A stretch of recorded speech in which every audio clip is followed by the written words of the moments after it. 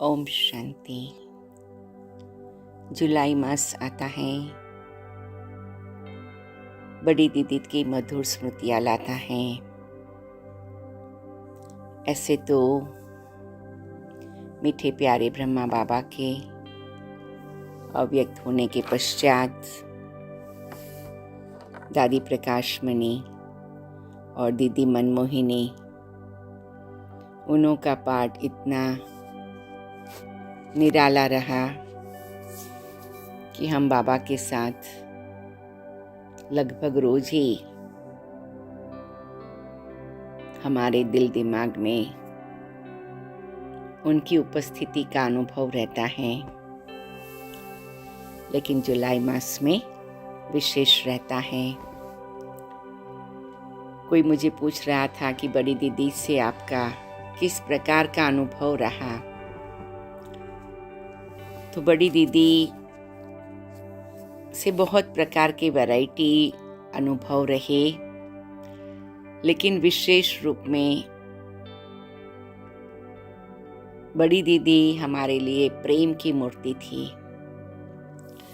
और उन्होंने बहुत निराले रूप से हमें बाबा से प्यार करना सिखाया, बाबा के प्यार का गहरा अनुभव करना सिखाया।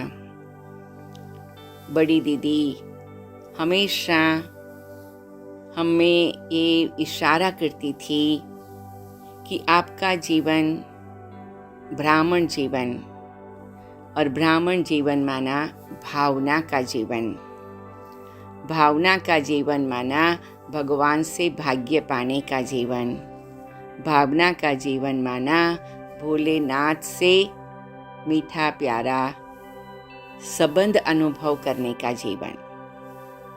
तो छोटी छोटी बातों से दीदी हमें ये अनुभव कराती थी।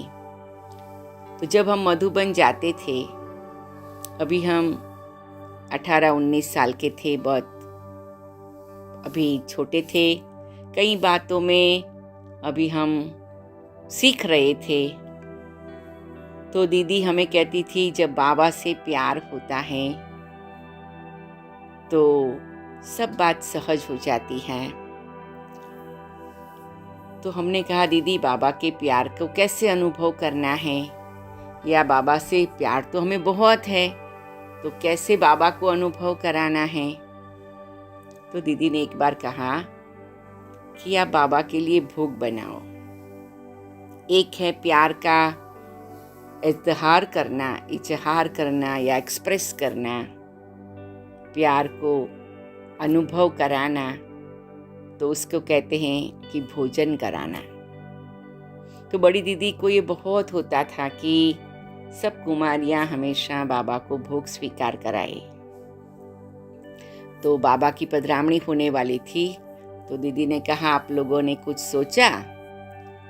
तो हम तो दीदी की दृष्टि लेते रहे, मुस्कुराते रहे। तो दीदी ने कहा चलो मैं आपको आज एक अच्छा प्लान बताती हूँ। तो दीदी ने कहा बाबा को गरम गरम मीठी कोकी बहुत अच्छी लगती थी, आप लोग आज सारी तैयारी कर लो, जो बाबा जब विदाई ले उसके पहले बाबा को आप गरम गरम मीठी रोटी खिलाना। भोली दादी से पूछ लो कैसे बनाना, क्या करना। तो हमने भोली दादी से पूछ लिया।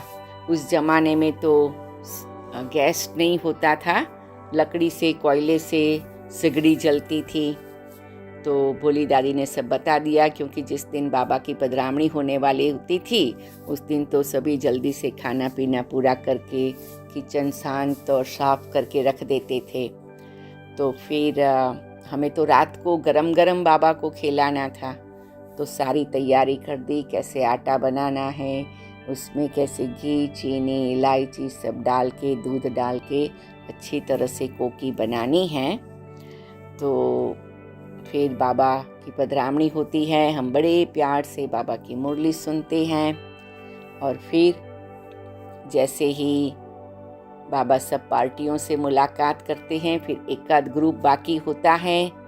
तो बड़ी दीदी ने हम सबको इशारा करके बोला जाओ आप अपनी कोकी तैयार करके ले आओ, अभी जब तक ये ग्रुप मिल लेगा फिर बाबा को भोजन स्वीकार कराएंगे, फिर बाबा छुट्टी लेके विदाई लेंगे। तो हम लोग तुरंत किचन में गए। सारी तैयारियां हुई पड़ी थी। कोई एक दो भाइयों ने भी हमें मदद कर दी।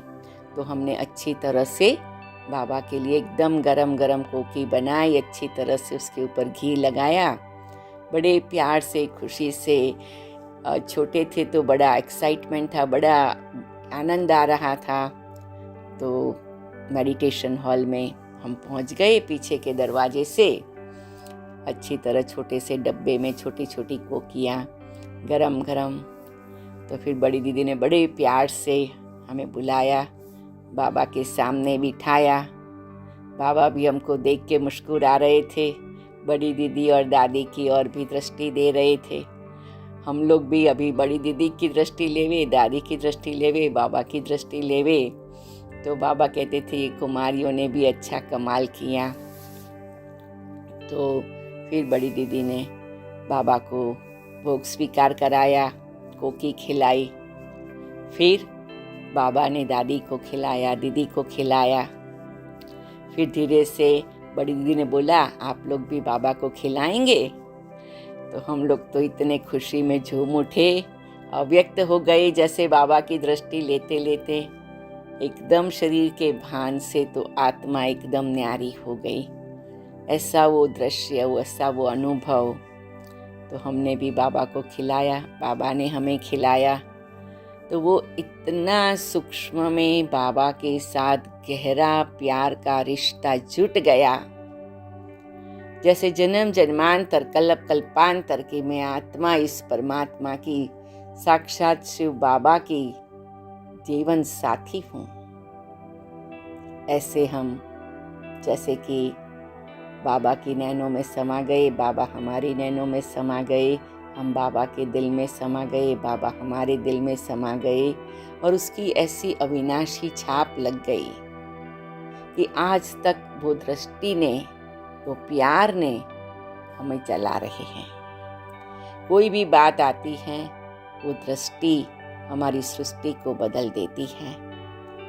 वो बड़ी दीदी की सबसे बड़ी सौगात हमें कहेंगे। और ऐसे ही कई बार बड़ी दीदी ने इस प्रकार से हमें प्रेरणा दिया। बाबा की पधरामणी जब होने वाली होती थी, बड़ी दीदी कहती थी ये मौका ले लो, ये गोल्डन मौका, गोल्डन चांस अभी मिल रहा है, भविष्य में मिले ना मिले। और सचमुच वही हुआ कि समय आते आते तो सब ड्रामा के सीन बदलते गए। एक बार बड़ी दीदी ने हमें कहा था कि आज आप लोग बाबा के लिए संदेश बनाओ। संदेश की मिठाई होती है, जैसे कलकत्ता के लोग दूध को, पनीर को ऐसे बना करके बनाते हैं। तो हमने बहुत अच्छी तरह से दोपहर में, वो तो पहले से बना के रख सकते थे, तो हमने बाबा के लिए बना के रख दी। तो वो फिर बाबा को भोग रखने की जो ट्रे होती है उसमें डब्बी में रख दी गई। और उस दिन ड्रामानुसार ऐसे हुआ कि बाबा की सब पार्टियों से मुलाकात थोड़ा लंबा समय चली। तो हम लोगों ने सोचा कि चलो हम थोड़ी देर आराम करके आ जाते हैं। लेकिन हम लोग छोटे थे, सारा दिन भोग आदि बनाया था, तो बिजी रहे थे। तो जैसे ही हमने थोड़ा आराम करने का सोचा तो हम तो सो गए। जब हम सवेरे उठे, अमृत वेला, सब हमारे को देख के मुस्कुरा रहे थे। हमने कहा पता नहीं क्या बात है। फिर जब मुरली क्लास हुआ तब उसके बाद सबने कहा आपको तो बाबा ने बहुत याद किया था। तो फिर हमें याद आया, अरे कैसे, क्या बात है। तो दीदी ने बुलाया, कहा तुम गुलजार के पास जाना, गुलजार दादी के पास, वो आपको टोली खिलाएगी। कहते कल रात को क्या हुआ था। तो हम तो चुप होके बड़ी दीदी की दृष्टि लेते रहे। तो सो गई थी कुमारियाँ, तो हम तो कुछ बोले नहीं। तो दीदी ने कहा लेकिन जब बाबा को भोग स्वीकार कराया गया तो आपका संदेश बाबा को खिलाया गया, संदेश की टोली, और आपको भी बाबा ने बहुत बहुत याद किया। उस टाइम वहाँ देखा लेकिन आप नहीं थे, लेकिन आपके लिए टोली रखी हुई है। तो हमें इतनी खुशी हो रही थी उस समय पर, जब गुलजार दादी ने हमें बुलाकर बड़े प्यार से टोली खिलाई और कहा बाबा ने आपको बहुत याद दिया है, वो दृश्य हमारे जीवन को इतनी गहराई से रंग लगा के गया कि जो आज तक वही दृष्टि, वही दृश्य, वही टोली जिसने हमारे जीवन को इतना मजबूत बना दिया, इतना शक्तिशाली बना लिया कि कोई भी ड्रामा की सीन में हम सदा अचल अडोल रह सके। तीसरी एक सुंदर बात कि जब मधुबन में पार्टियां आती थी, उस समय पर गुरुवार के दिन मधुबन में बाबा को सुबह में भोग लगता था, लेकिन दोपहर में ब्रह्मा भोजन सब बच्चे साथ में बैठकर, दादी दीदी साथ में बैठकर स्वीकार करते थे। और वो ब्रह्मा भोजन उस जमाने में हिस्ट्री हॉल में होता था। वहाँ पर चादर पर प्लास्टिक के पट्टे डाल देते थे ताकि उसके ऊपर बैठ करके और एक प्यार से ब्रह्मा भोजन कर सके। तो उसमें ये नियम होता था। तो जब मैं मधुबन गई थी उस समय पर गुरुवार था और मुझे ये मालूम नहीं था, लेकिन फिर मुझे बहुत बहुत खुशी हुई। तो क्या हुआ कि जो भोजन का टाइम हुआ, ब्रह्मा भोजन का, तो सभी बाबा के बच्चे हिस्ट्री हॉल में आके बैठने लगे और बड़ी दीदी और दादी आने वाले थे। तब तक बोला कि सभी योग में बैठे। तो बहुत सुंदर प्यारे गीत बज रहे थे, सब योग में बैठे थे।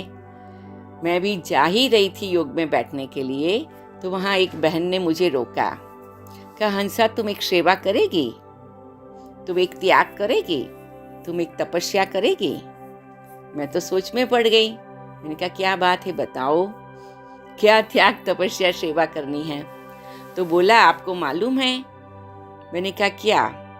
तो कहा कि जब ब्रह्मा भोजन होता है तब एक बहन सामने संदल पर बैठ करके योग करती है, बाबा को भोग स्वीकार कराती है, उसके आगे भोग रखा जाता है और जब सब भोजन करते हैं तो उसको योग में रहना है और जब भोजन पूरा होवे बाद में आपको भोजन करना होगा, जब सब भोजन कर लेवे।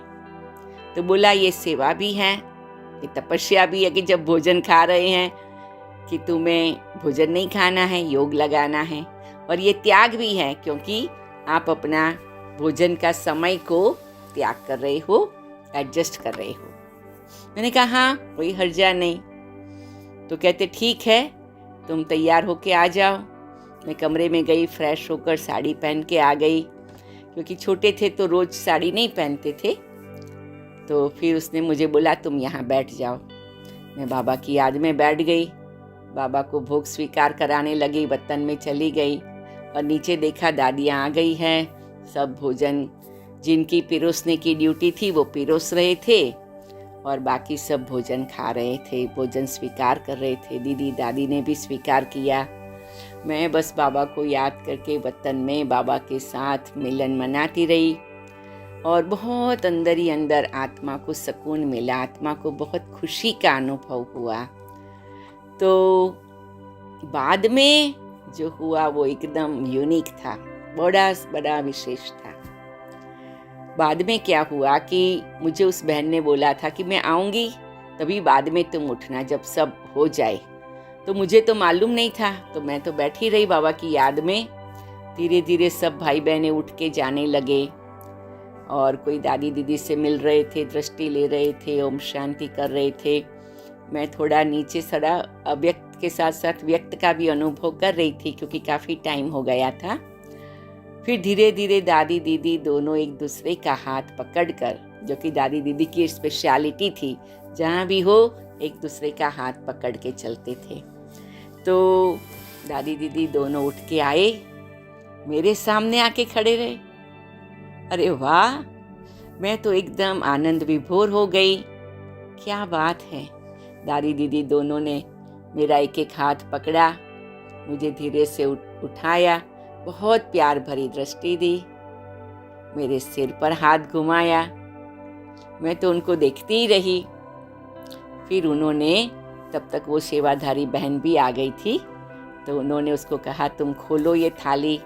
तो भोग का क्लॉथ उठा दिया और फिर थाली में जो फ्रूट रखा था, तो बड़ी दीदी दादी ने दोनों ने मिलकर मुझे फ्रूट दिया और मेरे तो दोनों हाथ भर गए, सारा ही फ्रूट दे दिया, पूरा नहीं भर रहा था, ज़्यादा फ्रूट था।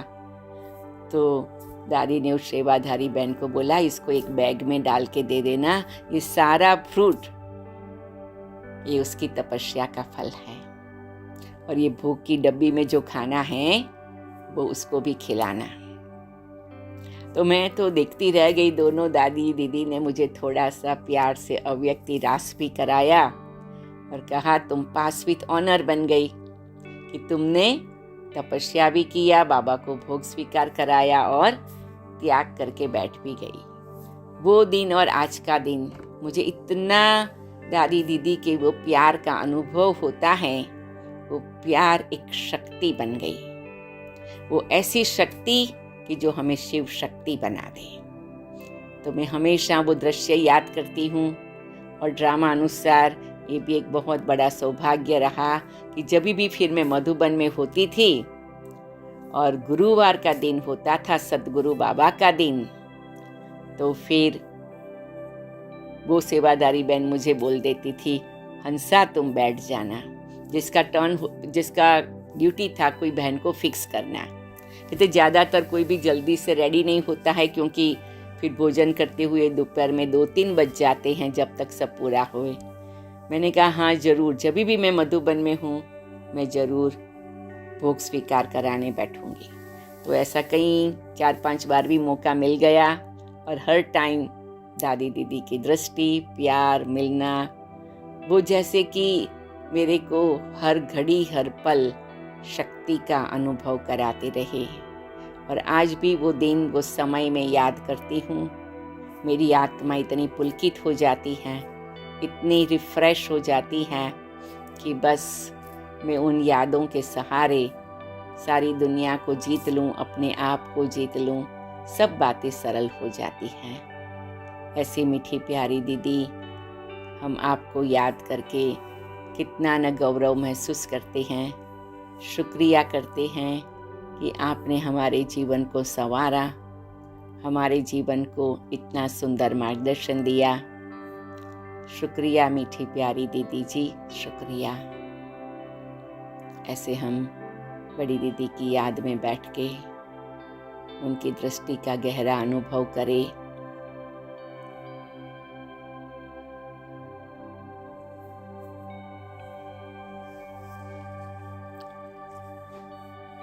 और हमारे जीवन को ऐसा अचल अडोल और शक्तिशाली बनाए।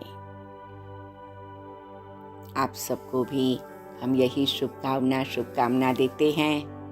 आप अगर बड़ी दीदी को साकार में मिले हैं या अव्यक्त में मिले हैं, लेकिन उनका सूक्ष्म स्वरूप में अनुभव करते रहे, आह्वान करते रहे और उनके वरदानों का अनुभव करते रहे। ओम शांति, ओम शांति।